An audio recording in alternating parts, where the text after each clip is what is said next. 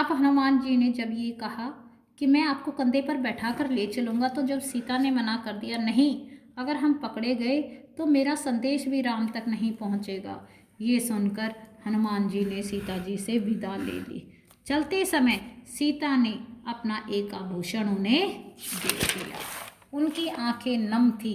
हनुमान को उत्तर दिशा की ओर जाना था, पर कुछ सोचकर वो रुक गए।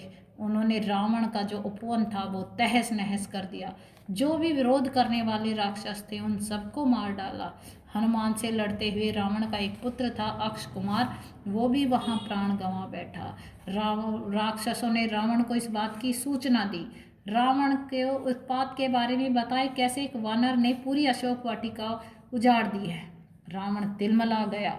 उसने मेघनाथ को बुलाया। मेघनाथ ने हनुमान से भीषण युद्ध किया।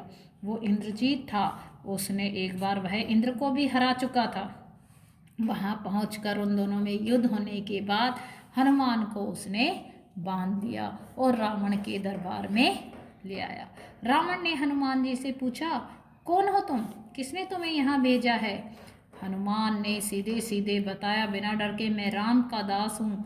मैं सीता की खोज में आया था और मैं आपके दर्शन करना चाहता था, इसलिए मुझे उत्पात करना पड़ा, और जो विरोध कर रहे थे इसलिए उनको मारना पड़ा।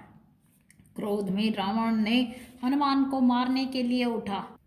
छोटा भाई विभीषण ने उसे रोक लिया और कहा, अरे आप तो नीतिवान हैं, आपको पता नहीं है नीति को अनुसार दूत का वध तो अनुचित है।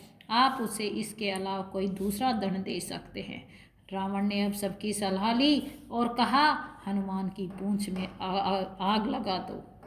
राक्षसों ने हनुमान की पूंछ में आग लगा दी और जलती हुई पूंछ के साथ उन्हें ठिठोली करते हुए नगर में घुमाने लगे। इसी बीच हनुमान ने अपने बंधन तोड़ दिए। फिर एक भवन पर चढ़ गए, उसमें आग लगा दी। एक भवन से दूसरे भवन पर कूदने लगे, सारे भवन उन्होंने जला दिए। अचानक हनुमान जी को सीता की चिंता हो गई। वे वाटिका की तरफ भागे, कहीं आग उन तक तो नहीं पहुंच गई है। सीता सकुशल थी। हनुमान ने उनसे आशीर्वाद मांगा और राम को संदेश देने चल पड़े। अब दूसरी तरफ सभी हनुमान की प्रतीक्षा कर रहे थे। अंगद, जामवंत, ये नल, नील, सभी। हनुमान के आते ही सभी ने उन्हें घेर लिया। हनुमान ने लंका का सारा हाल सुनाया।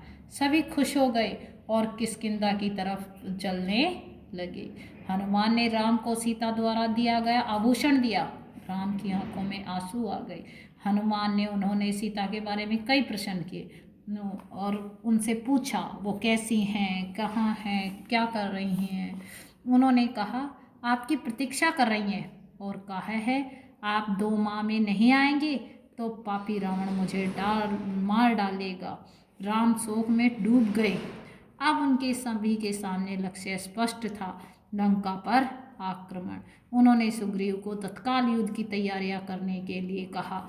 सुग्रीव युद्ध की तैयारियां करने लगे, क्योंकि अब तो टोलियों को चारों दिशाओं में नहीं भेजना था। अब तो उनका लक्ष्य साफ था।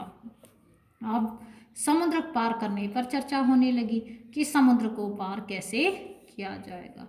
ये एक चुनौती थी। इसी चुनौती पर, इसी विषय पर देर रात तक चर्चा चलती रही।